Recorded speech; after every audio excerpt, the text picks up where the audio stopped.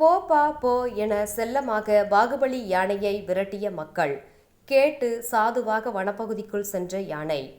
மேட்டுப்பாளையம் மற்றும் அதன் சுற்று வட்டார பகுதிகளான தேக்கம்பட்டி, நெல்லித்துறை, ஓடாந்துறை, ஊமபாளையம், பாலப்பட்டி, வச்சினப்பாளையம், சிறுமுகை, லிங்காபுரம் உள்ளிட்ட பல்வேறு பகுதிகளில் கடந்த சில ஆண்டுகளாகவே பாகுபலி என்ற ஒற்றை காட்டு யானையின் நடமாட்டம் இருந்து வருகின்றது. இந்த யானை கடந்த சில மாதங்களாகவே மனிதர்களின் கண்களில் தென்படாமல் அடர்ந்த வனப்பகுதிக்குள் சென்ற நிலையில் கடந்த சில தினங்களாகவே மேட்டுப்பாளையம் வனச்சரகத்திற்கு உட்பட்ட பகுதிகளில் உலா வந்து செல்கின்றது.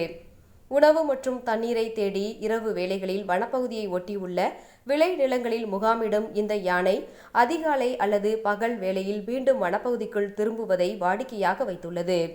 இந்த நிலையில் நேற்றிரவு மேட்டுப்பாளையம் ஊட்டி செல்லும் பிரதான பரபரப்பான சாலையில் முந்திரி முடக்கு பகுதியில் காட்டு யானை பாகுபலி உலா வந்தது.